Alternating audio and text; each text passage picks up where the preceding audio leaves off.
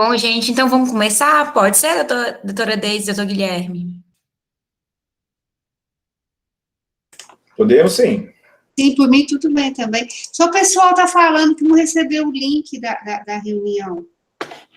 Uai, ela foi enviada por Recebeu e-mail, um umas e-mail. 5h30, mais ou menos. Então, gente, amigos de vocês que não receberam o link, não viu, se puder enviar, tá? Tá, eu vou só enviar aqui para o pessoal que está pedindo só um minutinho. Tá bom. Obrigada.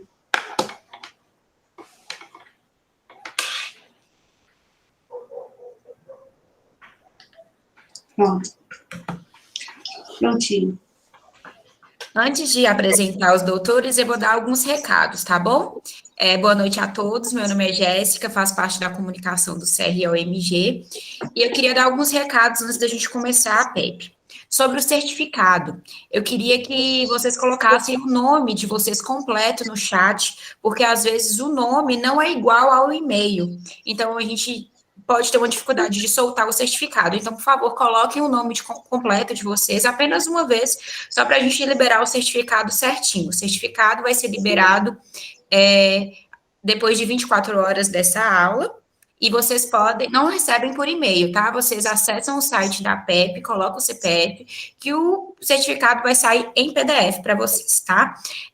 Câmeras e microfones, por favor, desliguem todas as câmeras e o microfone de vocês, porque qualquer ruído atrapalha a aula deles, tá? Então, somente quem estiver apresentando, por favor, que são a doutora Deise e o doutor Guilherme, com os microfones e câmeras ligadas para a gente ter uma aula tranquila, tá? Sobre as perguntas, podem mandar as perguntas ao decorrer da aula, porque eu vou anotar o nome e a pergunta de cada um, para a gente no final fazer, tá? Qualquer dúvida pode falar aqui no chat, que eu vou estar aqui respondendo todo mundo, ou no e-mail da comunicação do CRO.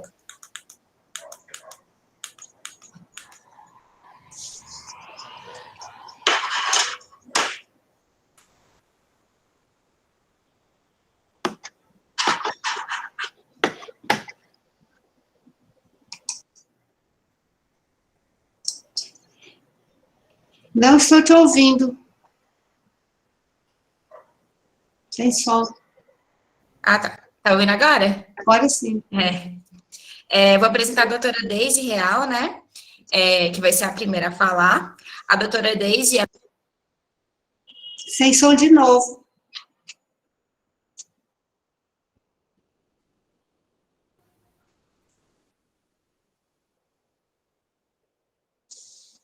Peraí. Aí só voltou. Tá. A doutora Deise é cirurgiã dentista e fisioterapeuta, especialista em disfunção temporomandibular e dor orofacial. Tem certificação em odontologia do sono e residência em dor pelo Albert Einstein e Hospital das Clínicas. E o doutor Guilherme, que vai falar depois da doutora Deise, é médico neurologista, especialista em clínica médica, especialista em neurologia, especialista em neurofisiologia, mestre em neurologia e membro fundador do grupo AMIA e médico no Hospital Mater Dei, em BH, e chefe da clínica de neurologia do Hospital da Polícia Militar de Minas Gerais. Esses dois aí têm um currículo aí extenso, vai ensinar muita coisa pra gente. Então, obrigada aos dois pelo tempo, pela colaboração de vocês, é muito importante pra gente. Então, eu passo a palavra para a doutora Deise aí, doutora, é com você, pode ir. Tá. Eu agradeço imensamente o convite, por estar aqui, representando a Câmara Técnica de Sono, coordenada pela doutora Ludinha, nossa grande amiga, que empenha muito que tudo seja bem divulgado nesse tema tão importante e tão novo dentro da odontologia. Eu vou compartilhar a minha apresentação agora, só um momentinho.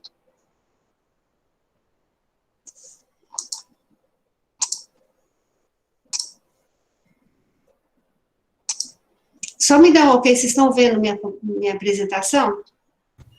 Sim, doutora, a gente está passando. Tudo bem. Então, só um minutinho que eu tenho que colocar no início, que ela está no final.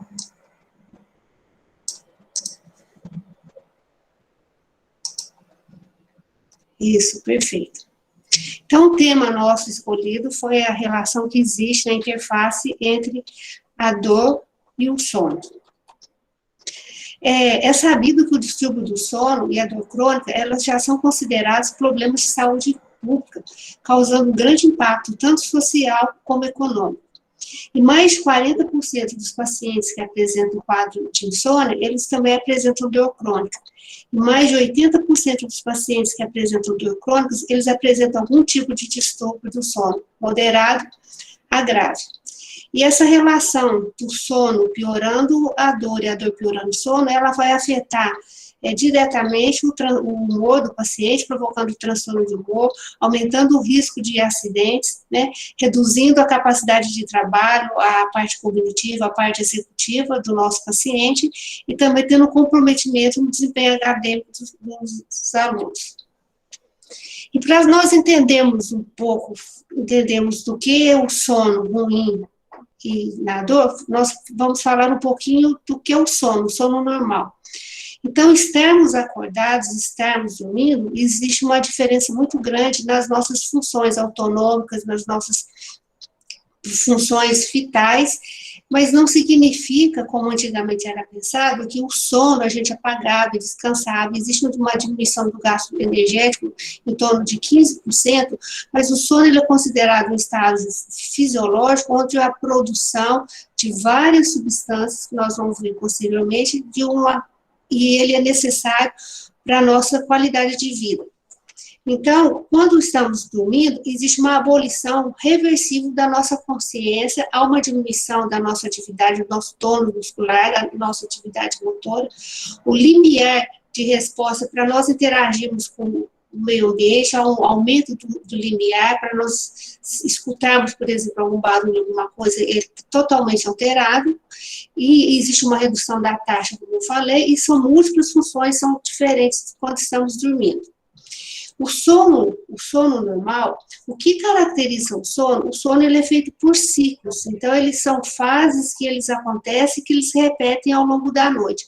E o sono fisiológico normal, ele apresenta de 4 a 6 ciclos, e esses ciclos, eles não são iguais, eles não são totalmente iguais.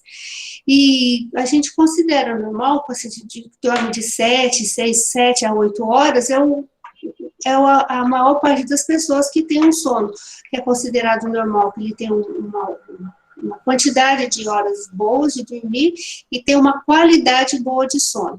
Dentro dessa normalidade também, existem aqueles que estão um pouquinho fora desse contexto, mas que eles também são considerados normais, que são os pequenos dormidores, por exemplo. Tem pessoas que com 4 a 5 horas, elas ficam bem resolvidas, elas estão bem, elas têm um dia útil, elas comportam normalmente, não tendo mais necessidade de horas de sono. Existem aqueles que são denominados grandes dormidores, que eles precisam de mais de 8 horas, até às vezes 10 horas, para manter uma qualidade de vida saudável. E além disso também, nós temos aquelas pessoas que têm tendências a produzir mais pela manhã, que são os matutinos, normalmente eles dormem mais cedo e acordam mais cedo, isso fica em torno de 10 a 12% da população, e essa tendência aumenta nos idosos, e tem os vespertinos, são aquelas pessoas que tendem a dormir mais tarde e acordam mais tarde, então é uma característica individual que a pessoa ela já traz, e isso é mais acentuado nos adolescentes.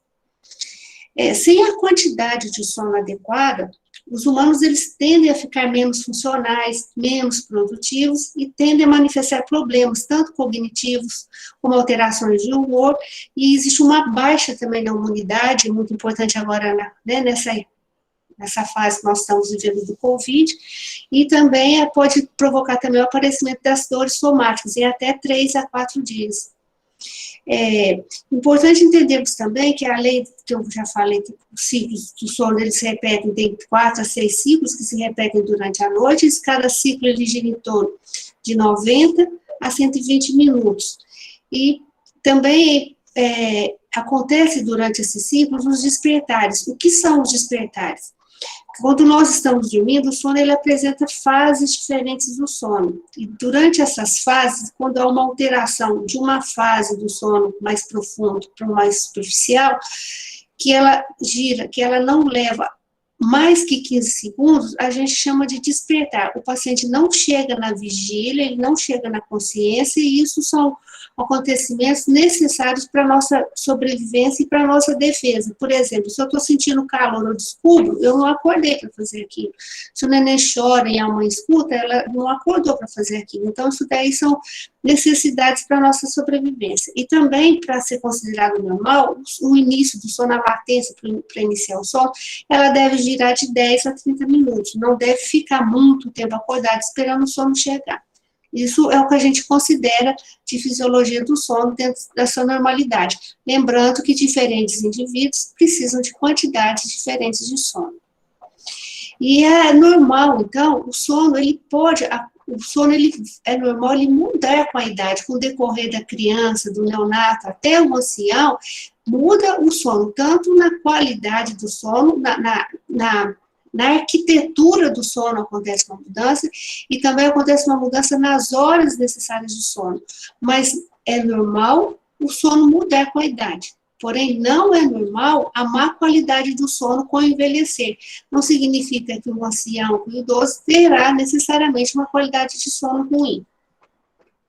E como nós podemos avaliar? Nós estamos falando do sono, de fases de sono, de ciclos, e como nós podemos avaliar como que funciona esse sono do paciente.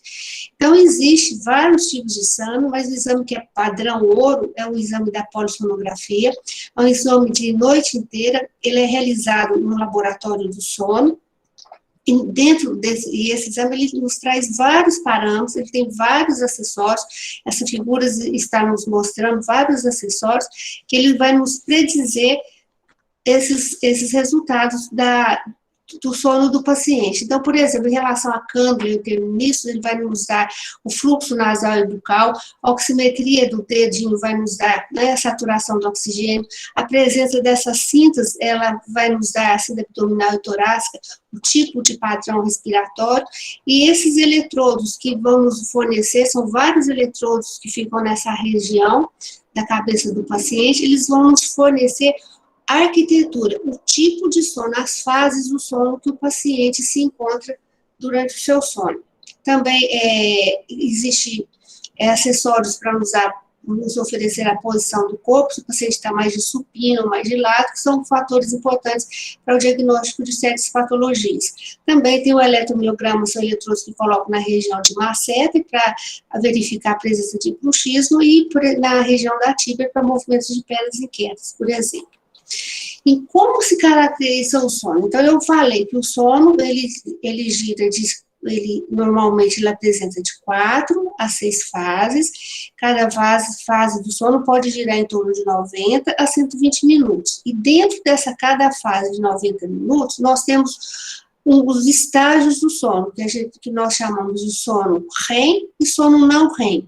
O sono REM, ele se divide no estágio no N1, no N2 e no N3, que é denominado ondas lentas, e o sono REM, então eles são bem característicos e cada fase desse sono, ela tem a sua função.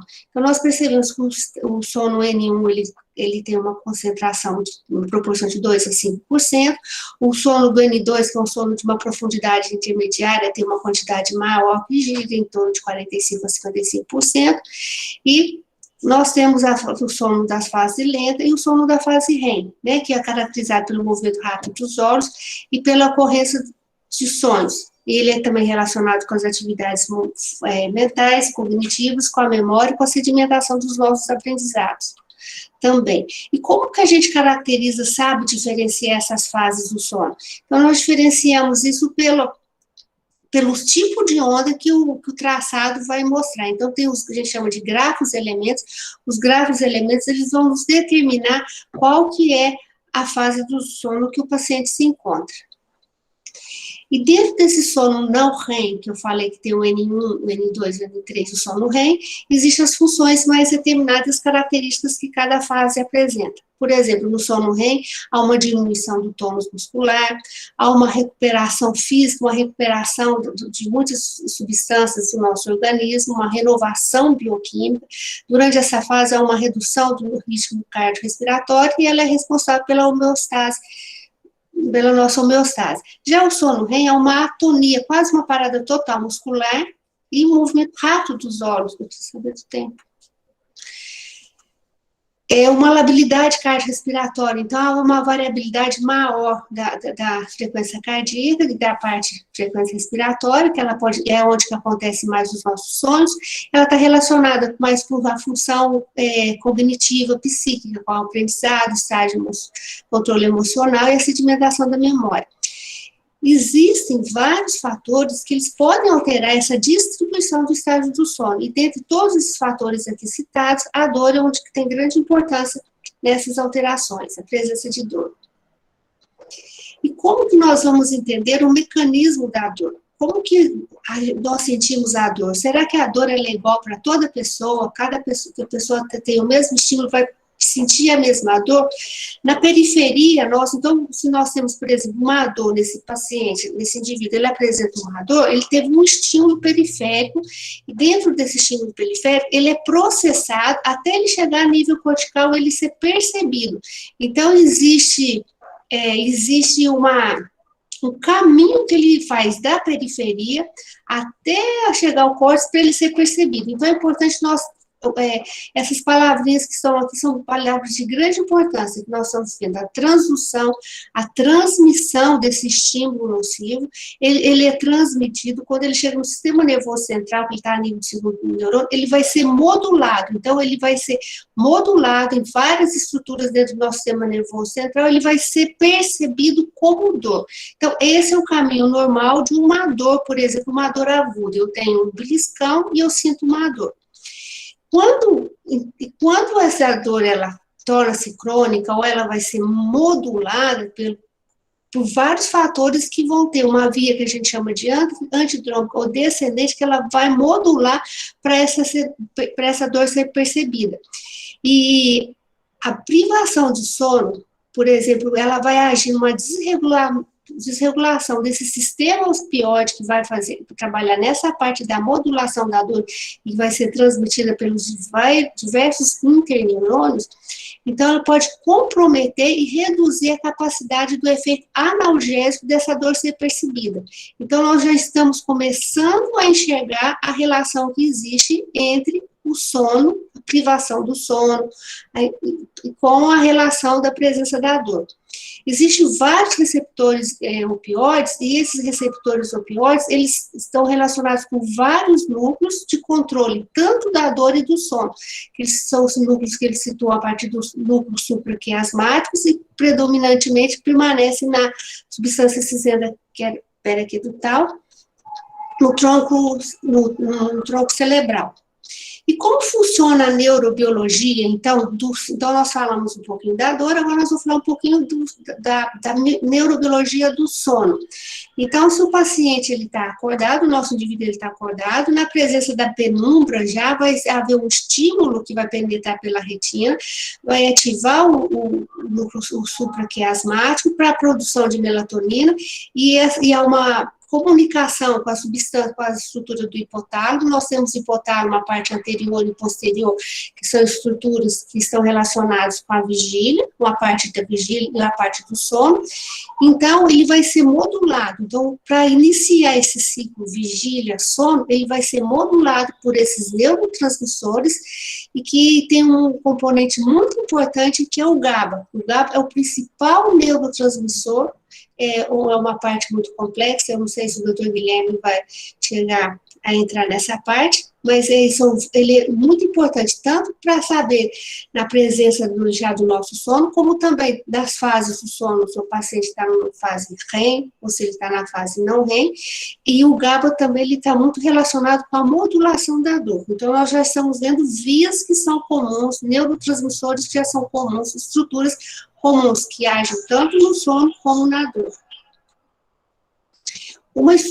Então, na modulação da dor e na regulação do sono, existe um sistema SARA, o sistema ativador reticular ascendente, onde localizam vários grupos de núcleos colinérgicos, e esses núcleos que estão nessa estrutura, né, do SARA, eles vão se projetar para o tálamo cortical, e nesses núcleos, eles variam.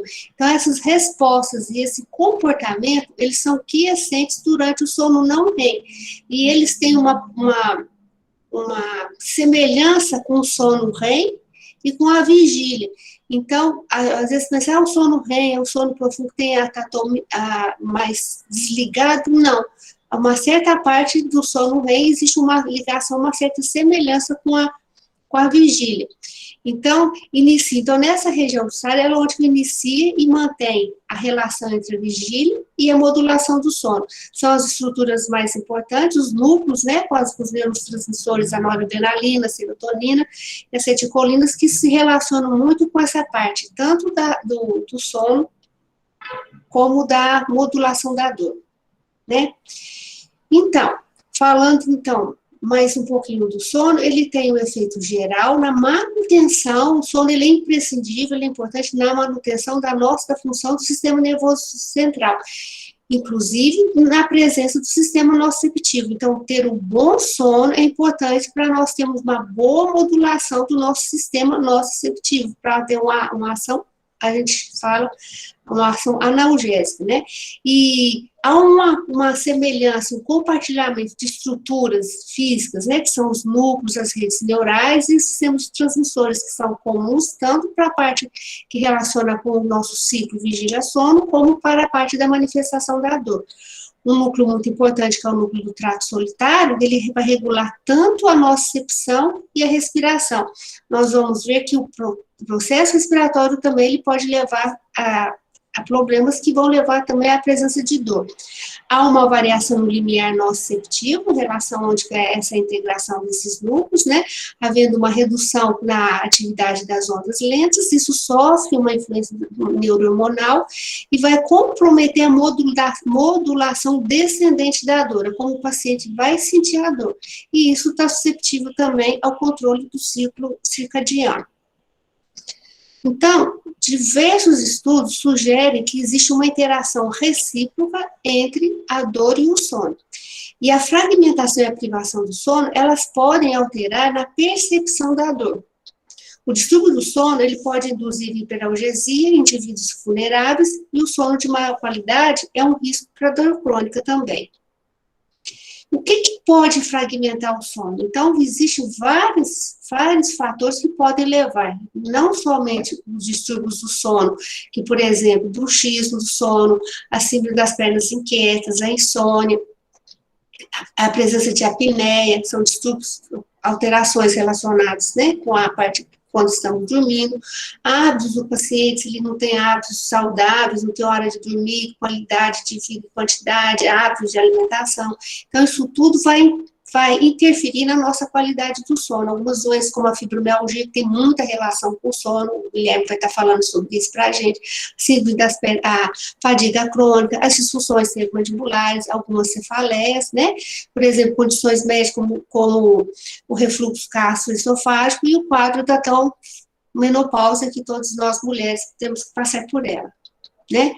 E quais são os fatores que contribuem para a dor e o sono de má qualidade? Então, como eu falei, o estilo de vida, imagina só, comendo desse jeito de noite, sem critério nenhum de horário de alimentação, são coisas que podem comprometer.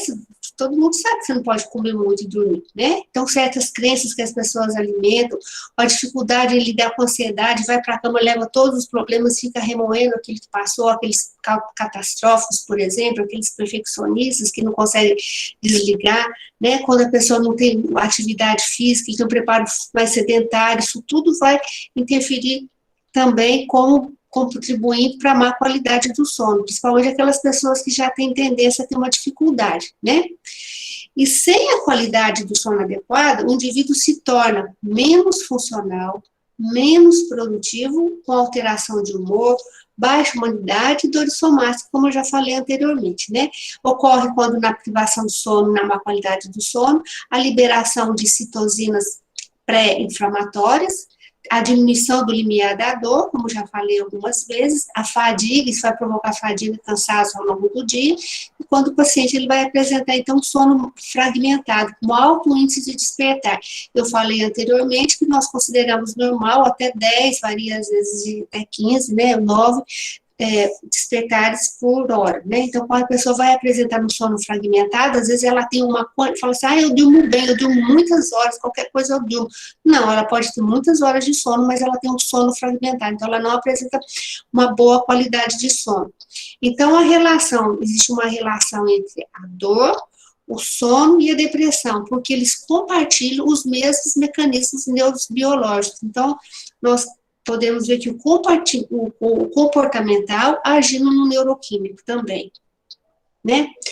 Em relação ao modelo dessa relação que existe entre o sono e a dor, existem os modelos da relação do modelo linear e do modelo circular ou ciclo vicioso. O que vem a ser isso? O modelo linear, por exemplo, eu tenho uma dor aguda, eu tive uma dor de dente, por exemplo, eu tive uma periodontite, ou machuquei, caí, então eu tô com uma dor, essa dor vai incomodar minha qualidade do sono, eu vou apresentar um sono fragmentado durante essa fase, enquanto a dor está presente, mas à medida que essa causa, que ela vai cicatrizando, a dor vai diminuindo, a dor vai removida, a queixa do sono reparador é extinta, então o sono volta às suas quantidades, às suas características fisiológicas normais. E o modelo do circular ou ciclo vicioso? Como que funciona isso? Isso é mais comum na presença de dor crônica, porque a dor, ela vai causar o paciente já apresenta dor, a dor do indivíduo apresenta dor, a dor vai causar uma fragmentação do sono. Então, o sono fragmentado, ele vai ter um sono que não vai ser restaurador.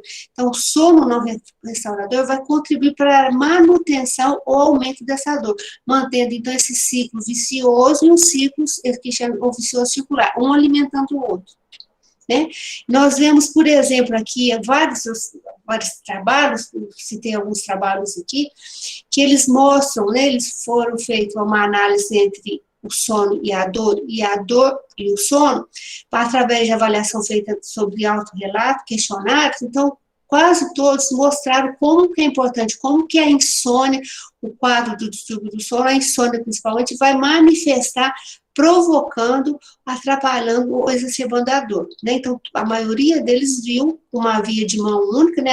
A insônia provocando dor, e esse relato aqui nos mostrou uma via de mão dupla, o sono alterando a dor e a dor alterando o sono. Então, existe uma influência bidirecional e dinâmica nessas duas fases, entre o sono prejudicando a dor e a dor prejudicando o sono. Então, a fragmentação do sono, a privação do sono, a insônia, o sono de má qualidade, eles podem levar a precipitar, quer dizer, aparecer o sono, aparecer a dor, precipitar o aparecimento da dor, principalmente pacientes com disfunções tempomandibulares, eles relatam para a gente que eles começaram a ter um sono de péssima qualidade e depois veio a dor. Isso é comum a escuta no nosso consultório. E aqueles pacientes que já apresentam, por exemplo, dor, essa dor pode ser exacerbada pelo sono fragmentado e a dor já existente, ela pode cronificar, perpetuar a manutenção dessa dor. Então, por isso é uma influência bidirecional e dinâmica, né? Aqui eu já falei, eu estou voltando, desculpa, gente. Então, alguns artigos, eu selecionei alguns artigos, essa revisão, essa meta-análise, foi feita uma revisão entre 37 estudos do diagnóstico, sobre o diagnóstico do distúrbio do sono, com distúrbio do sono em indivíduos com dor crônica.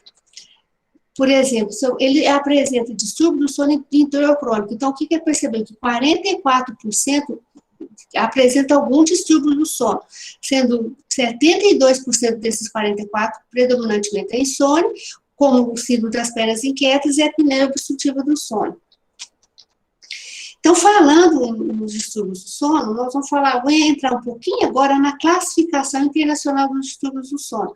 Essa classificação foi editada em 2014, então ela categoriza, são mais de 60 alterações em 6 classes, né? Então, o que nos interessa mais, que relacionam as distúrbios do sono que estão relacionados à dor, é a insônia, que ela é o número 1, né? É a causa maior distúrbio do sono provocado pela insônia. Distúrbios respiratórios também relacionados ao sono, a apneia obstrutiva, a RERA, que é a síndrome da resistência das vias aéreas superiores, podem levar também a provocar, relacionar com a dor, e os distúrbios de movimento também podem relacionar do sono pode relacionar com a presença de dor. Falando um pouquinho da insônia, né, que nós falamos do distúrbio do sono. Então, a privação do sono, o paciente, quando ele não dorme, ele é privado. Existe a diferença, gente, é bom que se entenda. A privação do sono e a insônia. A privação do sono, a pessoa, ela tem a oportunidade de dormir, mas ela não dorme. Um dia de 24 horas, que ela deveria tirar 8 horas para dormir, ela quer trabalhar, ela quer ficar, por exemplo, ativa durante 20 horas, por exemplo, durante 18 horas, e ela super agitada, super energizada, e vai para a cama e fala assim, agora eu tenho que dormir. E o sono não chega. Então, ela começa a ficar privada de sono, porque às vezes ela está com sono, ela toma um energético, ela toma um café, ou faz atividade física de noite, ou fica com a cabeça malaborando, pensando, trabalhando, mexendo no computador, ou na luz, na internet, que nós vimos que a questão da luz é importante para a produção da melatonina. Então, isso nós temos que diferenciar, que a privação do sono é uma coisa, e a insônia é outra coisa. Então, o paciente que quer por insônia, ele esteja privado, né, por necessidade do sono, vai ter um comprometimento, tanto na parte do corpo, do sono, como na parte da mente. E dentre todos esses comprometimentos que nós estamos vendo aqui, no quadro, a dor muscular, ela também tem uma grande importância nesse quadro, nessa privação, né? Eu falei, então, do distúrbio do sono relacionado à insônia, o tempo é escasso, eu não posso ficar me alongando muito, senão eu ficaria o dia todo. E relacionado ao movimento, não poderia deixar de citar um pouquinho o bruxismo, né? Que o bruxismo do sono, no caso, ele pode provocar também uma dor muscular, ele pode levar a uma rigidez matinal, às vezes a pessoa tem uma tensão, tônus muscular mais trincado, mais agarrado, né? E também pode levar a cefaleia. E sabemos também que o bruxismo, ele é um fator de risco para o aparecimento das disfunções tempomandibulares, né? A dor por disfunção temporomandibular, um terço dos pacientes relata a presença de bruxismo do sono. E também relatam que eles têm uma pobre qualidade do sono. Qual a relação, entrando um pouquinho agora na nossa área específica da odontologia, qual que é a relação da disfunção temporomandibular, né, e a dor orofacial, e a insônia? Nesse trabalho aqui foi realizado com 23 participantes que apresentavam dor miofascial. Foi feita uma avaliação através de questionários, exames físicos, com avaliação do limiar de dor térmica e polissonografia. Dentre os distúrbios do sono encontrados nesses pacientes que apresentavam quadro de DTM, a insônia foi o quadro mais prevalente dos distúrbios do sono. 43% apresentavam distúrbios do sono, sendo que a insônia foi predominantemente o distúrbio mais relatado. E a relação que existe entre a disfunção temporomandibular, a DTM-ADOF e a apneia obstrutiva do sono. Então, 90% dos indivíduos com apneia obstrutiva do sono, eles apresentam algum tipo de dor miofascial. E 65% dos pacientes com dor miofascial, eles pode apresentar um quadro de apneia. Necessariamente, isso pode ser uma comorbidade frequentemente associada. Não quer dizer que um quadro vai levar ao outro, mas são comorbidades associadas. Então, o sono do paciente com a dor orofacial e disfunção temporomandibular, normalmente ele relata que ele não tem um sono, ele é um sono não reparador, 36% dos pacientes com disfunção apresentam insônia, 28% deles apresentam um quadro de apneia obstrutiva do sono. Isso nesse trabalho, eu procurei esse trabalho mais antigo, inclusive para mostrar que não são coisas atuais, essa relação é uma relação antiga. Então, os dentistas, eles precisam ficar, nós precisamos, quando dentista, ficar mais atentos na anamnese do paciente, questionar e relacionar essa qualidade do sono com a queixa do paciente, a queixa de dor do paciente, né? E quais são as características comuns, os fatores de riscos potenciais para os pacientes com disfunção temporomandibular? Ele pode apresentar um sono fragmentado, ele pode apresentar um quadro de fadiga, está associado muito com depressão, ansiedade, ao aparecimento de outras doenças psicossomáticas e relata muitas vezes o apertamento dos dentes durante os dias, que é o bruxismo de vigília. Isso já em 1994. Né? E comorbidades também, que existem comorbidades do sono, que podem exacerbar, interagir a dor orofacial e o sono de má qualidade. Então, o movimento periódico dos membros inferiores, a apneia e HERA, né, que é síndrome da resistência das vias aéreas superiores, e também elas podem ser comorbidades que são normalmente presentes nos quadros dos pacientes que apresentam DTM e DOF. Né? Também existe a cefaleia, eu coloquei aqui, que existe a cefaleia da apneia do sono, ela apresenta alguns critérios, essa aula provavelmente vai ficar gravada no YouTube, né, não vou me adentrar passo a passo, mas depois vocês podem ler com calma e tranquilidade, para poder saber diagnosticar, né, fazer um diagnóstico diferencial. Às vezes nós estamos tratando, às vezes, DTM, então uma cefaleia, o paciente mantém aquela queixa de dor, você faz uma polissonografia, ele tem um quadro de apneia, às vezes, integral. Né? Esse outro trabalho aqui foi feito um trabalho em 170 pacientes com exame de polissonografia, sendo que 124 apresentavam disfunção temporomandibular e disfunção temporomandibular com a presença de dor muscular e 46 eram grupo controle. Então, nesses pacientes avaliados, eles apresentavam um aumento significativo do sono do N1. Vocês lembram lá naquela classificação dos estágios do sono, né, do tipo do sono, sono REM, não REM, o sono N1 que ele tem a quantidade que ele apresenta, que é um sono mais superficial. Então, nesses pacientes com DTM, eles apresentam um aumento significativo do N1, eles apresentam um aumento significativo dos despertares, que o despertares que o sono, ele superficializa, então tem aquele sono de má qualidade, é um sono que não descansa, então ele tem um aumento desses despertares, e também é o aumento do movimento do HERA, né, do tipo respiratório, do comprometimento respiratório, principalmente com a síndrome das resistências das vias aéreas superiores. A dor miofascial, ela foi preditiva para a redução da eficiência do sono. Nós vemos aí que é uma via de mão dupla, então, né? E a disfunção temporomandibular, ela então está associada com essa fragmentação do sono e esse aumento do HERA. Então, como nós vamos entender e avaliar o paciente que apresenta essa interação dor e sono, como nós vamos avaliar para ter um diagnóstico disso?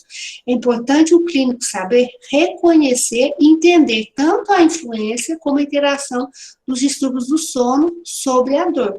E como fazer para identificar esses distúrbios do sono?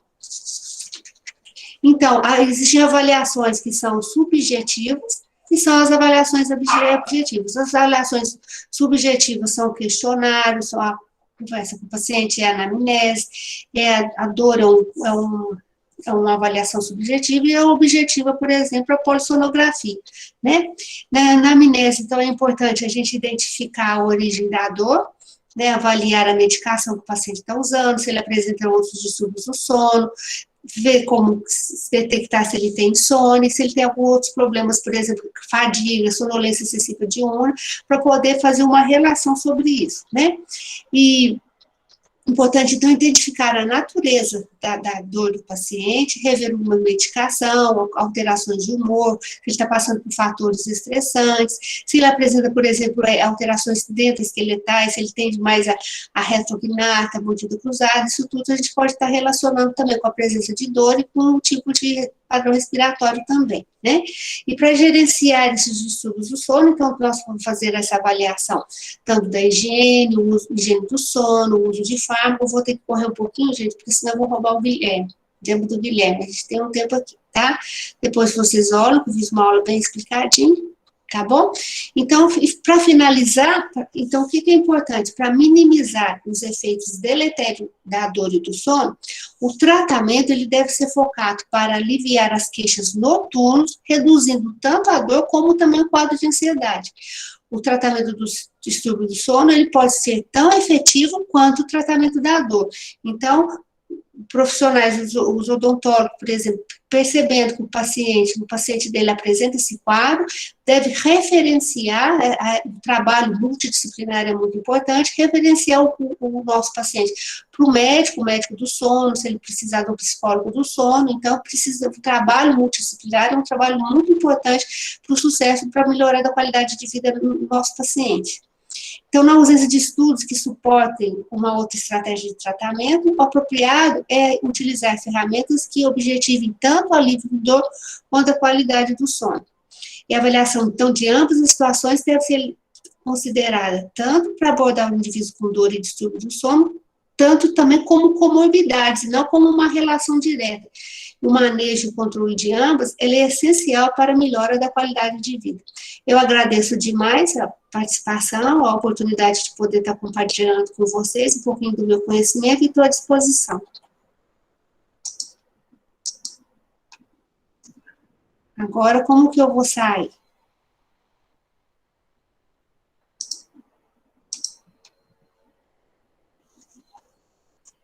Agora eu vou parar a apresentação, não é isso? Isso, doutora. Se o doutor Guilherme puder já iniciar, doutor. Tá joia. Tô tentando abrir o vídeo aqui, acho que não tá dando. Não sei se bloqueou aí por causa da aula. Vocês estão me escutando? A Sim. gente está te escutando, só não está te vendo. Deixa eu ver aqui por causa... Não sei o que aconteceu. Eu estava conseguindo compartilhar antes, normal. Deixa eu ver aqui. Está permitido. Permitido. Mas sim, acho que vou sair de novo e entrar no link aqui. Não estou conseguindo abrir o vídeo. É isso que eu ia falar. Sai e entra de novo para ver se dá. Joia, então só um minutinho, gente. Vou sair.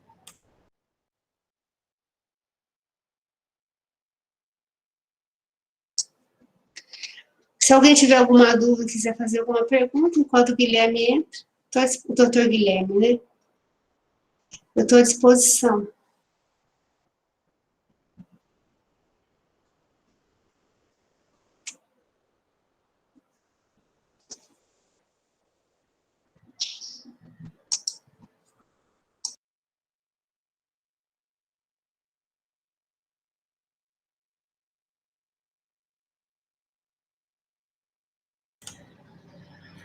Agora sim, né, pessoal? Sim, doutor Guilherme, agora tudo Deixa eu certo. compartilhar aqui a tela aqui. Janela.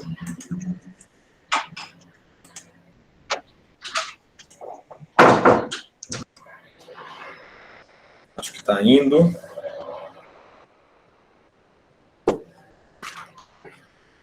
Joia. Não conseguimos ver a tela aí direitinho. O áudio está bom? Tudo certo, doutor. Beleza, vamos lá então. Primeiramente, eu gostaria de agradecer a comissão organizadora, né? É um prazer estar aqui falando sobre sono e dor, né? Essa área que eu gosto tanto, né? Da sub-área dentro da neurologia. E aqui destacando, né? Que eu, junto com a doutora Deise, né? Nós somos membros da Liga Mineira do Sono, né? O melhor grupo de sono do país. Modéstia à parte. Vamos lá então, que é um breve sumário da nossa aula aqui, uma introdução, vou citar alguns aspectos epidemiológicos, muito aí, a doutora Deise já citou, só para dar uma pincelada mesmo, e a minha grande ênfase será aqui nos aspectos da neurobiologia do sono, da dor, a sua interface, e alguns dados muito interessantes aí de relevância, né, de sono, para essa compreensão da sua relação com os quadros dolorosos, tá? Então, para iniciar, eu gosto sempre de iniciar pelo início, né, o início da vida da Terra, e relembrar alguns conceitos importantes aí da evolução, né, de Charles Darwin, aqui o clássico, né, da origem, sobre a origem das espécies, né, de Charles Darwin, e destacar esses conceitos muito importantes, né, o conceito de seleção natural, pressão evolucionária, vantagem adaptativa, né, uma característica do indivíduo morfológica ou fisiológica, um comportamento que traz um benefício, uma vantagem, né, para uma harmonia, sua adaptação ali ao ambiente, né, e isso a relação com a perpetuação da espécie. E eu cito esses conceitos de evolução, por quê? A característica que traz vantagem, né, ao indivíduo, ao grupo, à espécie, ela tende a ser perpetuada, né, e se ramificar e conservar aí ao longo da evolução. Aquelas características que trazem aí desvantagem, elas tendem a ser eliminadas, né, de acordo com as leis da seleção natural. Então, características que são compartilhadas por indivíduos aí tão diferentes, né, quanto esses apresentados aqui na tela, né, ali está com o bebê, né, da espécie humana, né, ou pelo menos comportamento semelhante, como sono, né? Sono, ou comportamento semelhante ao sono, é observado em inúmeras espécies. Ou seja, uma característica que trouxe vantagem há milhões de anos a um grupo de indivíduos que foi perpetuada, ramificada e conservada, pois traz vantagem. E destaco aqui, né, essa ramificação da evolução, aí o sono compartilhado por inúmeros essas espécies aí. E não só o sono, a dor também. A dor é uma característica, né, que é compartilhada por diversas espécies. Né? Com certeza ela tem benefícios também, né, para ser conservada. Em relação aos benefícios, né, quais seriam os benefícios do sono? São muitos. Né? O sono tem várias funções, aqui eu destaco algumas: restauração física, né, cognição, memorização, regulação do humor, sistema imune, e aqui a limpeza de toxinas cerebrais. E, por que não, regulação também da dor. E a dor também tem suas funções. É desconfortável, dói, né, doloroso, chato, sim, mas é importante. E a gente pode ver a importância, né, em relação aos indivíduos aí que têm analgesia congênita, né, mutação de canal de sódio, né, que são insensíveis, não tem dor. Esses indivíduos cursam com úlceras, deformidades ortopédicas, pés, extremidades, aqui quadril, fêmur, né, por não sentir a dor, né, aí o controle de tração, de impacto, né, proteção contra a compressão, sofre as consequências aí, lesões e mortalidade. Então, aqui alguns exemplos de deformidades anatômicas de indivíduos com analgesia congênita. A importância da dor também, por isso, conservada ao longo da evolução e compartilhada por diversas espécies. Mas o sono, para exercer a sua função, né, como a doutora Deise bem falou, precisa de um tempo por noite. Esse tempo muda entre cada indivíduo e muda de acordo com a faixa etária, maior aí nos bebês, vai caindo nas crianças e adolescentes, adulto, jovem, e menor aí nos idosos. Então, é preciso de um tempo para que o sono faça suas funções, e é preciso de uma qualidade.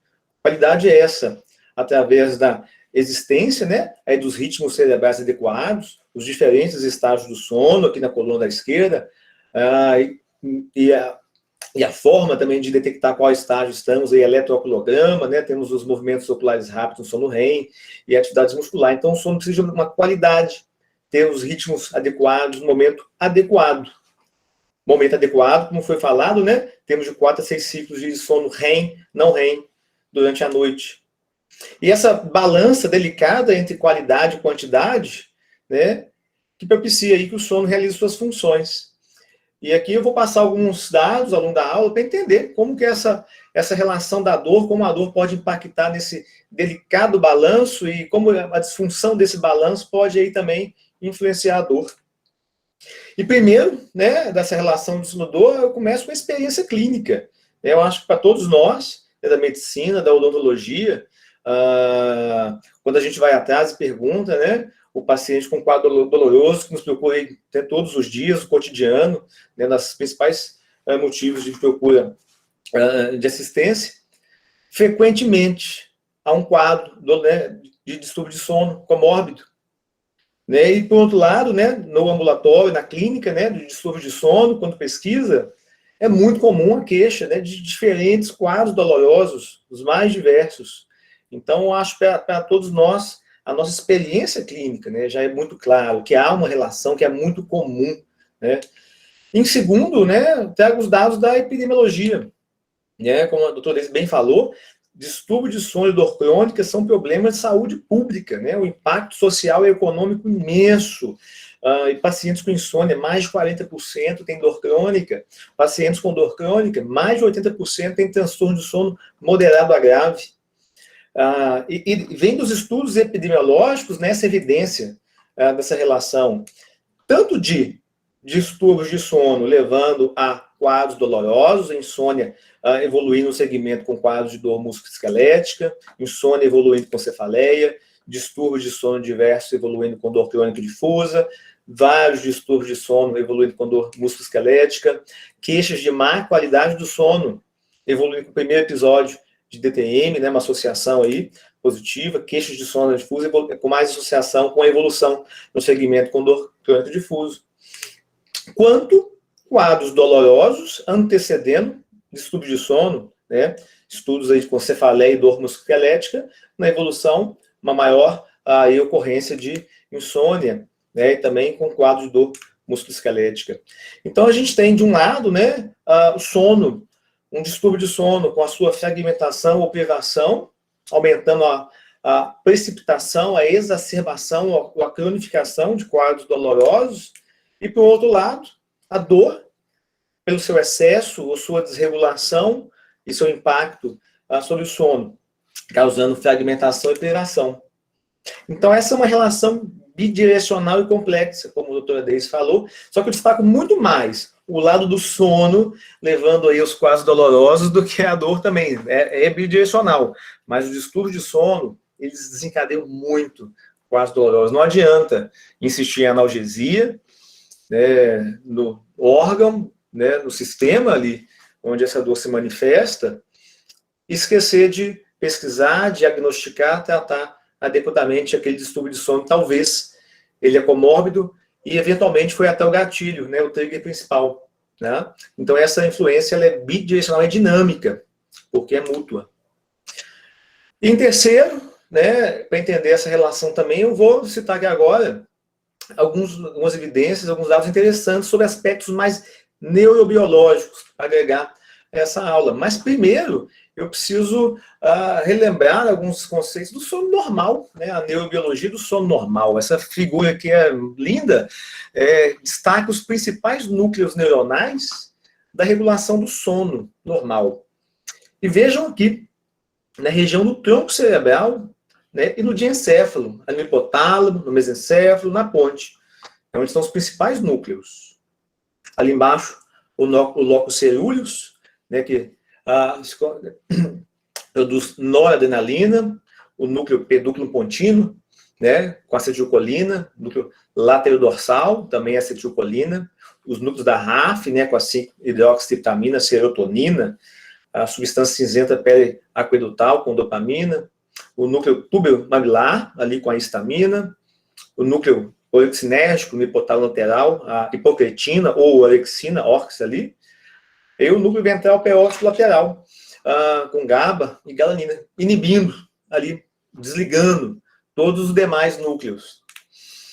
E esses núcleos, eles interagem, eles se projetam aí para o prosencéfalo e para o córtex de forma difusa, para o tálamo, exercendo suas influências. E um modo de atuar em vigília, ativos, né, esses núcleos ascendentes, a orexina ali estabilizando o sistema, e em sono, sendo inibidos e reduzindo sua ação. Então há uma diferença ali, uma mudança, e esse processo é ativo. O sono não é simplesmente um desligamento, há uma atividade para manter esses núcleos nessa função de sono, é um processo ativo, o sono.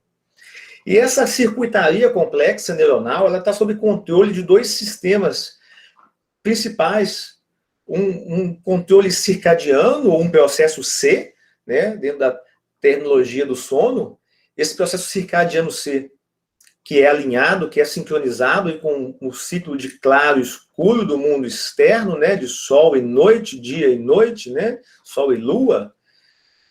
E aqui, né, que eu destaco a melatonina, secretada pela glândula pineal, através de um controle complexo, e começa na retina, pela entrada de luz nas células aí que expressam melanopsina. Há um trato retino-hipotalâmico distinto da via visual, que se projeta pelo núcleo supraquiasmático, o marca-passo principal, comanda aí os ritmos circadianos, ritmos de um dia, né? E destacando as descobertas dos últimos anos, os clock genes, os genes relógios fantásticos, né, que aumentam e diminuem sua expressão em ciclos de 24 horas, controlando essa sincronização. E um processo S, um controle homeostático, ou processo S.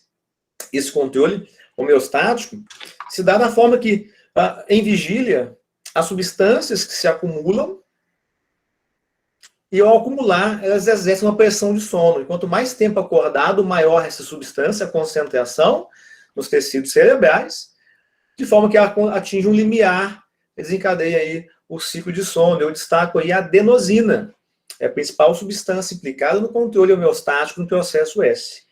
A adenosina que eu destaco, que a cafeína, o cafezinho, né, o café, Coca-Cola, bloqueia o receptor da adenosina, por isso tanto impacto, né, da cafeína no sono. Então, são os dois sistemas principais de regulação circadiana e homeostático. Tá bom? E esses processos se unem ali, o processo C e S, de forma cíclica, dia após dia, determinando os momentos de propensão de vigília e de sono. E essa circuitaria, essa teia de aranha de neurotransmissores, né, envolvendo aqueles que promovem a vigília, e aqui do lado esquerdo, né, histamina, serotonina, hipocretina, dopamina, acetilcolina e noradrenalina são promotores de vigília, ativos durante o dia. E durante a noite, né, é importante a pressão da adenosina, e aqui GABA, GABA, GABA, GABA, GABA, como o doutor Deise falou, principal neurotransmissor inibitório, desligando.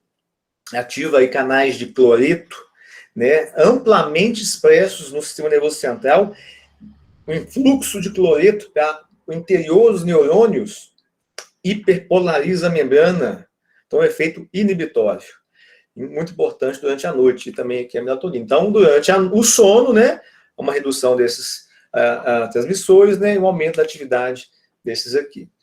E um pouquinho, né, já foi muito bem falado pela doutora Deise, né, é importante relembrar a neurobiologia da dor, para entender essa interface, né? Relembrar que existem estímulos periféricos e seus receptores de dor. Há um processamento central, desde a entrada na medula, no portão de dor, no corno posterior, substância gelatinosa, e que uma via final desse circuito de dor é uma ativação cortical que vai gerar uma resposta comportamental. Essa resposta comportamental, né, a grande propósito dela, a preservação de órgãos, tecidos, membros, né, função da vida, indivíduo, né, e espécie. Por isso que é a importância da conservação durante a evolução. Já foi mostrado, destaco novamente aqui, olha que interessante, como complexa, né, é a via aí da dor, desde a periferia, o trato neoespinotalâmico, paleoespinotalâmico aí com a dor visceral, e a quantidade de núcleos que são envolvidos na transmissão, no processamento, na modulação do circuito de dor, desde a medula até o córtex. E os diversos neurotransmissores envolvidos. Todos esses aqui compartilhados pelo circuito de dor e de sono. Então, entendendo essa circuitaria, né, esse compartilhamento dos neurotransmissores, a gente começa a entender por que há tanta influência, né, tanta inter-relação entre dor e sono. Bom, então, essa interface, né, como eu falei, há esse compartilhamento das redes neurais de transmissores, há muitos núcleos comuns entre ambos os circuitos. E há uma função regulatória do sono em relação à modulação central da dor. E o efeito do sono de fragmentação, né, há também uma alteração de neuroplasticidade, né, induzida pelo estímulo doloroso.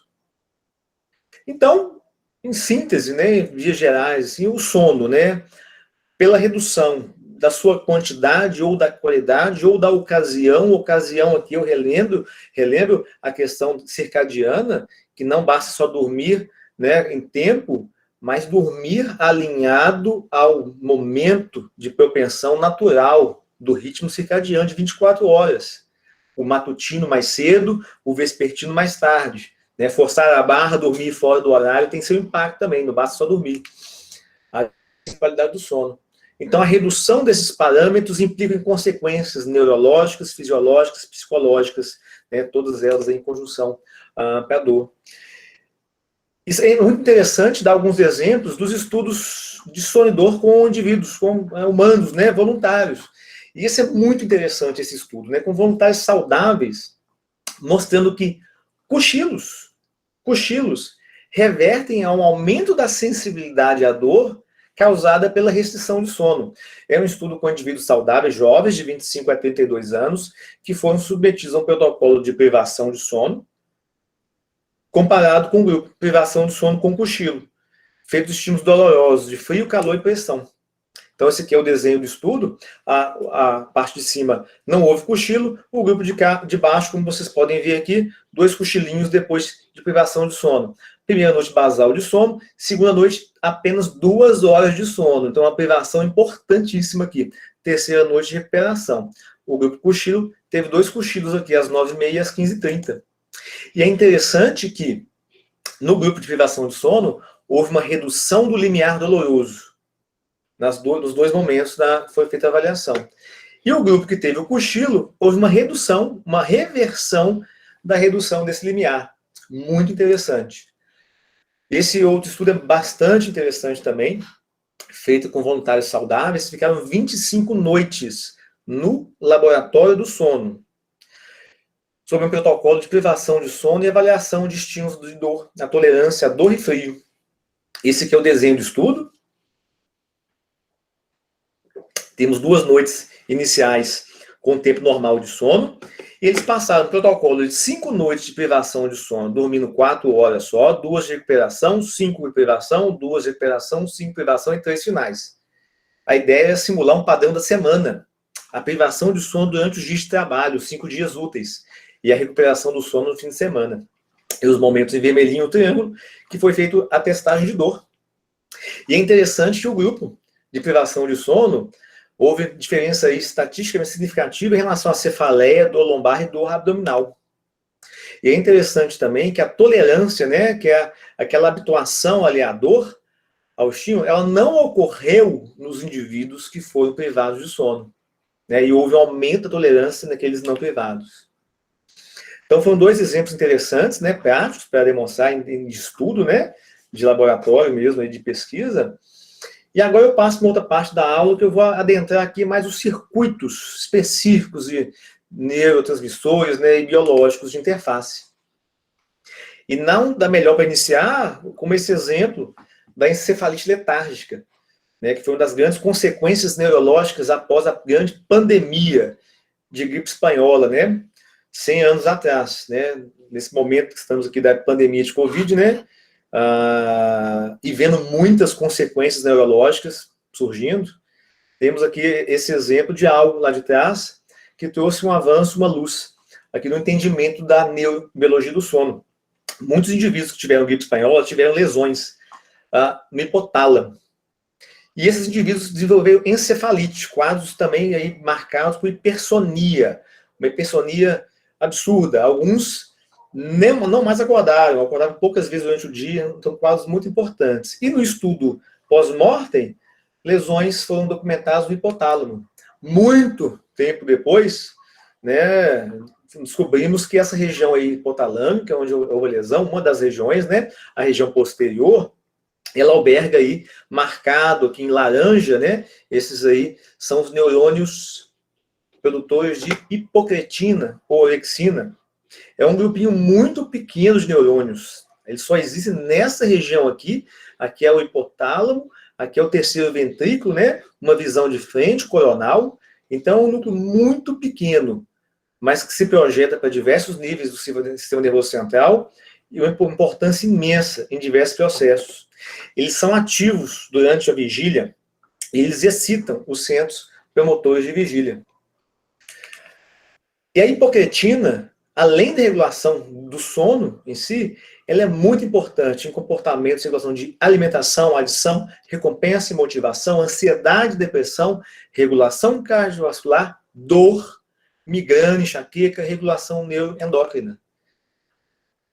É interessante citar que nessa região é a perda destes neurônios a causa da narcolepsia tipo 1, né? Muito famosa, os ataques de sono, a cataplexia, né, que é a perda do tônus muscular, né, há uma destruição seletiva desses neurônios hipocretinérgicos. Cada um de nós temos, em média, 70 mil neurônios desses, então é um grupo pequeno, tá bom? E é interessante que os estudos demonstraram que a administração intraventricular de hipocretina leva a um efeito analgésico em modelos de dor neuropática induzida por oxaliplatina, quimioterápico. Injeção intraperitoneal em camundongos, e dando essa hipoquetina a uma maior analgesia. Então, um dos principais pontos de regulação do sono, a hipoquetina. E esse efeito analgésico, ele se dá em vários níveis, e várias modalidades, térmico, químico, mecânico, né, mesmo comportamental por nocicepção. Tanto em níveis espinhais, corno posterior, portão da dor, né, de entrada, seja aí por inibição de fluxo de cálcio, ativação de neurônios glicинérgicos inibitórios, ativação P2X, quanto também em vias, né, supraespinhais, regulando a dor. Sistema dopaminérgico. Dopamina é o principal neurotransmissor do circuito de recompensa. É envolvido uma complexa rede neural e mesolímbica em nível estriatal, né, do mesencéfalo, projetando para os núcleos da base, para as regiões ali do sistema límbico. E a dopamina, ela promove vigília, né, e atua na manutenção do estado de alerta. E é muito importante na adequada regulação do sono, do ciclo de sono e vigília, né? E é abundante, né, a evidência de sua disfunção nas síndromes dolorosas, né? Como esse estudo que eu cito aqui, que é um down regulation dos receptores de dopamina em indivíduos aí, em animais, indivíduos, né, privados de sono no estriado ventral. Sistema opioide, né? Opioide, né, um dos mais estudados nos quadros dolorosos, né, pois as vias descendentes opioides são muito importantes na modulação de dor, especialmente no portão da dor da medula espinhal. E a privação de sono, né, já foi amplamente demonstrado que leva a uma desregulação do sistema opioide endógeno e até mesmo a uma redução do efeito analgésico dos medicamentos agonistas, ou a miopioides. Tá? E é interessante também que os receptores opioides, eles estão presentes em múltiplos núcleos de controle do sono. Não só de dor, mas de sono também. E aqui eu destaco o núcleo supraquiasmático, né, que é aquele marca-passo, né, do ritmo circadiano. O principal é o nosso relógio chefe, rei biológico ali, superior, comanda os outros relógios biológicos, também na cinzenta pele aquedutal. Esse estudo aqui é muito interessante, e com camundongos, que foram submetidos a um protocolo de privação de sono, uma redução de sono para 6 horas por dia. Eles dormem muito, aí os camundongos. Então, dormir 6 horas é pouco para eles. E isso levou a um efeito pró-nociceptivo. É interessante que esse efeito, esse aumento da nocicepção, ele é cumulativo. Quanto mais dias de privação, maior é esse efeito. E é interessante que houve um período de recuperação de sono, né? 2 dias de recuperação de sono não reverteram o efeito nociceptivo, né? E houve uma demonstração de alterações no núcleo accumbens e na substância cinzenta periaquedutal, um aumento de expressão da proteína C-fos, né, nesses camundongos. Sistema noradrenérgico. Esse estudo é interessantíssimo também, um estudo básico, né, com camundongos, né, um protocolo de privação de sono durante vários dias seguidos, seguido por um momento de recuperação. Então, houve uma privação de sono e houve um período de recuperação de sono desses camundongos. E o estudo, né, desses encéfalos demonstrou alterações morfológicas nos neurônios do núcleo, né, do nócleo cerúleo, né, que produzem noradrenalina. Diversas alterações distróficas nesses neurônios, né, intrusões nos axônios, dendritos dismórficos, núcleos aberrantes. Então, os neurônios realmente ficaram assim, acabados, né? A gente fica cansado, acabado por fora, quando estamos aí privados de sono, os neurônios também ficam assim, acabados, né? Nesse estudo aqui. Isso que é muito interessante, porque essas lâminas, elas mostram as projeções corticais daqueles neurônios do nócleo cerúleo. Aqui à esquerda, né, na ponta esquerda, né, os indivíduos, né, os camundongos não foram privados de sono. No centro, logo após a fase de privação de sono, há uma perda desses dendritos, desses axônios. Então, uma rarefação dessas comunicações aí neuronais. E depois que foi feita a recuperação do sono, aqui à direita, não houve a plena recuperação do padrão prévio, né, comparado, né, com os animais que não foram submetidos. Então, isso aqui é assustador, né, a perda, né, de redes neurais, né, pela privação de sono. Né? Isso aí, acho que tem que ficar essa imagem para todos nós, né, levar para os pacientes também, motivar aí a ter um sono de qualidade, saudável, né, respeitar o tempo de sono. E também, nesse estudo, foi feita uma análise para pesquisa de lipofuscina. A lipofuscina, ela se acumula em diversas doenças neurodegenerativas, inclusive Alzheimer. Aqui à esquerda, os que não foram privados de sono, ao centro, em vermelhinho, o acúmulo de lipofuscina, e à direita, não houve uma normalização depois da recuperação de sono. Então, aí um agradecimento, né, aos modelos animais, né, para nossa compreensão aí do conhecimento de sono. E seguindo aqui para o sistema serotoninérgico, tá? Produzido aí nos núcleos da RAF dorsal. E é interessante, né, que a dor neuropática, né, já está muito bem estabelecido que ela aumenta a atividade na RAF dorsal, né? Os neurônios que produzem aí a serotonina se projetam para o córtex. E tem um efeito ativador. Aumenta a vigília e reduz o sono REM. Então, aí a dor levando aí a um impacto sobre o sono. Destaque também o cortisol, né, que tem uma disfunção, uma desmodulação de diversos distúrbios de sono. E a melatonina. Temos muitos estudos pesquisando a associação de melatonina, né, e quadros dolorosos aí. A melatonina em síndromes dolorosas crônicas, né? Melatonina atenuando quadros, né, de dolorosos, atuando em receptores diversos, né? Então, só para citar. E é interessante, né, que é muito discutido, né? É muito usada a melatonina, né? Ela é um medicamento, é um cronoterápico, né? Ela tem um efeito potente cronoterápico. Né? E não é inócua também, ela tem que ser bem usada, quando usada, né, quando indicada, porque os receptores de melatonina, eles são expressos nos mais diferentes setores do sistema nervoso central e também do organismo, em diferentes órgãos. Aqui eu destaco do sistema nervoso central inúmeros pontos, e eu destaco em vermelho regiões centrais do controle de dor, núcleos importantíssimos das amêndolas e a substância cinzenta periaquedutal, que controlam aí a modulação da dor, expressam receptores de melatonina e sofrem suas influências. E esse é um estudo interessante, né, que eu citei lá atrás, que é feita uma injeção dentro do peritônio de camundongos de oxaliplatina, né, um quimioterápico, ou seja, uma inflamação, um quadro doloroso ali. E é pesquisado aqui nessas imagens a medula, o corno dorsal, ali marcado em cima em vermelho, o setor aqui foi estudado. Então, após a injeção dessa oxaliplatina, há um estímulo nociceptivo e há uma ativação de astrócitos no corno dorsal, aqui no quadro D, ali verde. Então, esse aumento verde é essa ativação. E a administração de melatonina reduziu a ativação astrocitária. E isso lá na medula, aqui no corno dorsal, onde é o portão de dor, né, a entrada aí das vias dolorosas.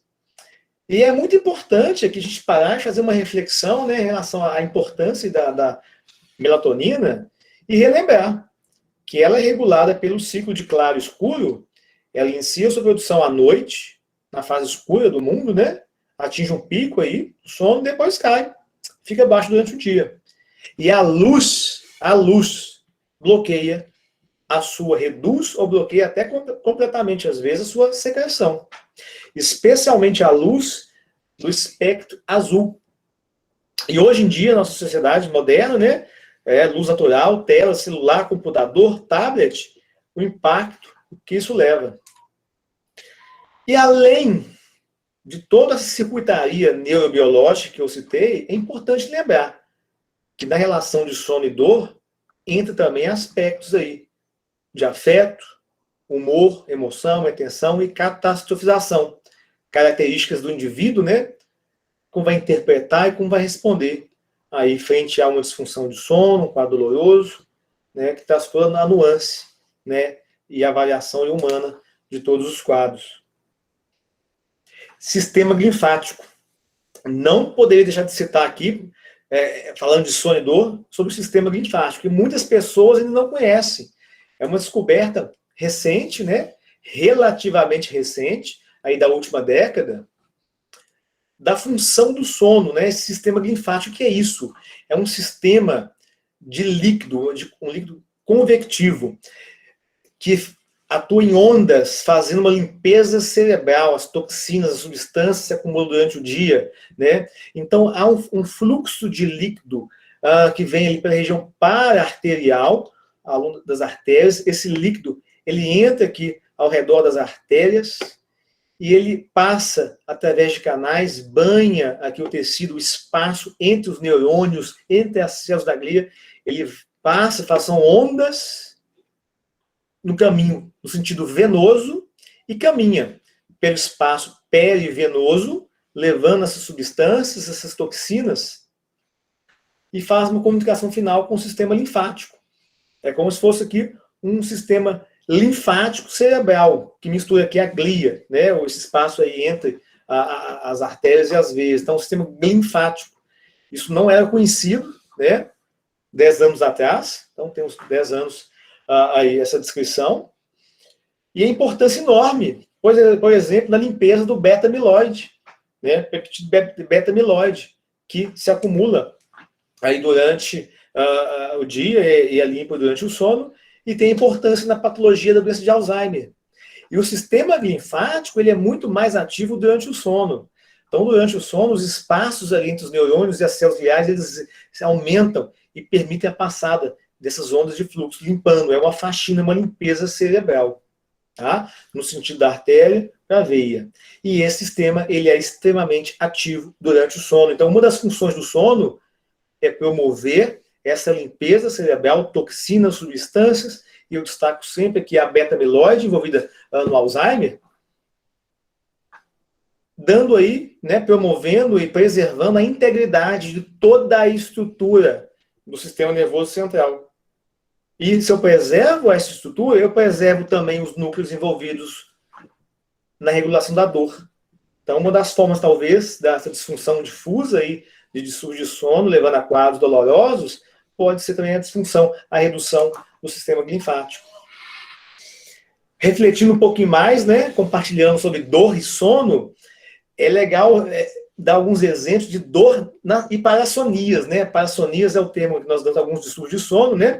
Alguns comportamentos anormais que se manifestam durante o sono, especialmente durante o sonambulismo, né? Que todo mundo conhece, já teve ou conhece alguém que tem. Isso aí é bem frequente, especialmente na infância, né? E cai na adolescência. É incomum no adulto, mas existe, né? O pessoal esconde. Mas tem também alguns exemplos muito interessantes desse estudo aqui. Nesse exemplo 1, é um paciente que estava dormindo, teve um sonambulismo, ele pulou da janela do 3º andar, teve várias fraturas, mas não despertou pela dor. Ele só foi perceber a dor bem mais tarde, quando já estava totalmente alerta. Então, olha, né, essa inter-relação, né, o bloqueio, né, dos estímulos dolorosos pelo sono, né, de não sentir a dor, despertar mesmo com várias fraturas. O exemplo 2, um indivíduo que escalou a casa, subiu no telhado, dormindo, em parassonia, sonambulismo, quebrou as pernas e não acordou até de manhã. Ficou lá caído de perna quebrada. E o exemplo 3, o indivíduo que teve uma queda de escada durante o sonambulismo e levou vários minutos para iniciar a sensação de dor. Ele acordou, ainda assim, sem a dor, levou um tempo.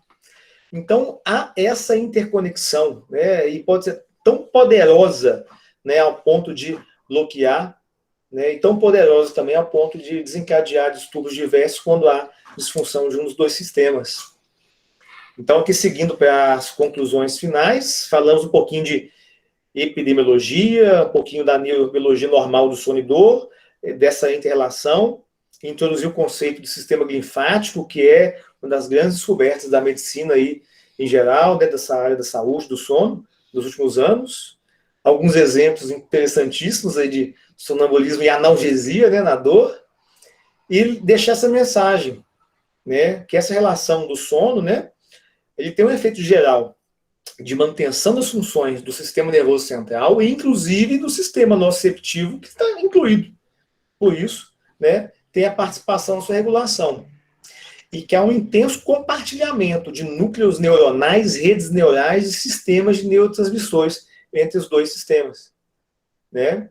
Então, disfunções aí levando à redução de limiar nociceptivo, alteração do padrão de habituação à dor, né? Quando a repetição do estímulo doloroso, o que espera-se é que aumente a habituação e a disfunção do sono reduz isso. As diversas influências neurohormonais que existem, né?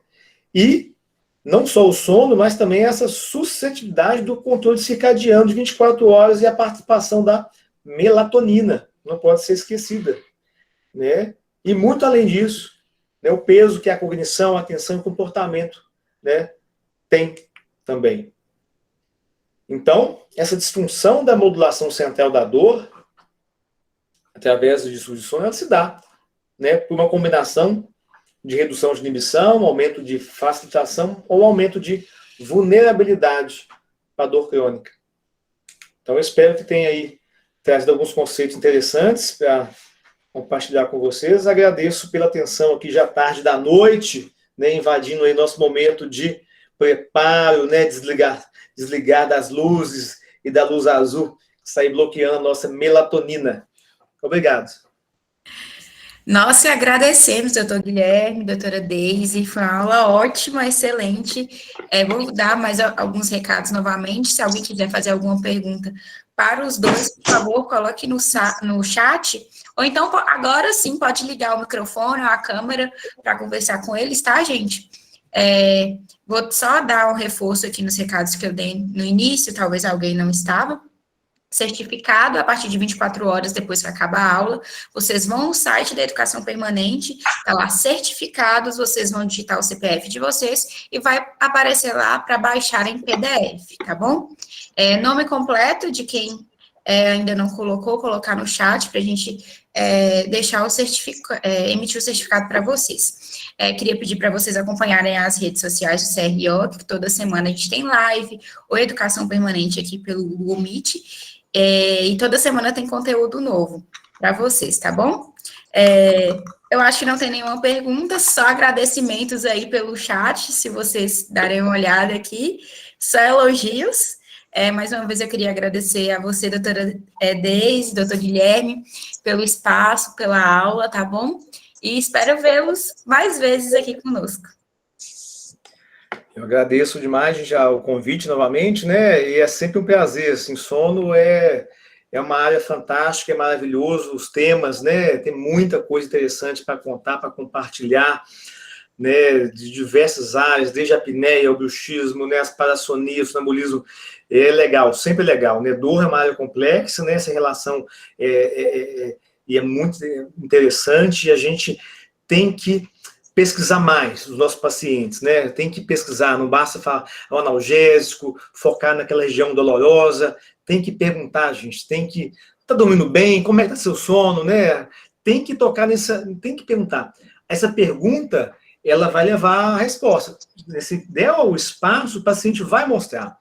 E às vezes, mesmo que eu não saiba ali conduzir, eu encaminho para o especialista. Mas quando a gente não pergunta, não chega lá, não tem sucesso. Então, é uma grande, né, trazendo uma das maiores dicas aqui, né, aqui para o grupo, toca no assunto, pergunta aí, tá dormindo bem? Perguntinha mágica, a coisa vai desenrolar. Eu também agradeço muito por poder estar dividindo o meu mestre, né, meu senhor Guilherme, né, posso ser sua mãe, mas você foi meu mentor, né, aprecio muito, se já assisti essa aula de Guilherme, cada vez que eu vejo de novo, eu babo na aula dele, né, bem complexa mesmo, e é importante a gente saber da complexidade e da importância que existe, que tem, né, dessa parte, dessa interação sono e dor. Às vezes o paciente, quando o dentista no consultório nos procura a queixa principal, a gente não pode focar, né, só naquela queixa, principalmente o paciente com dor crônica, existe uma história grande atrás daquela dor. Então, saber ouvir o paciente, ter paciência, né? Perguntar e saber ouvir, é muito bom. Um abraço para todo mundo, gente. Obrigada por estar aqui até agora, né? Plena quinta-feira. E agradeço também, em especial, para a doutora Lourdinha Cabelo, que faz acontecer, né? É uma pessoa que faz acontecer. A Lourdinha é fantástica também. Sou A fã. nossa Liga do Sono, né? Como diz o Guilherme, a melhor liga. Melhor, gente. O Grupo de Sono da nossa liga, ela é fantástica. É uma honra aqui, é um prazer. Grupo show de bola. Obrigada, doutora Lourdinha, também, que fez essa interligação dos doutores, né? Então é isso, gente. Muito obrigada e até a próxima, tá? Boa noite para vocês. Boa noite. Vamos dormir, pessoal. Vamos dormir. Obrigada, foi maravilhoso. Parabéns. Obrigado.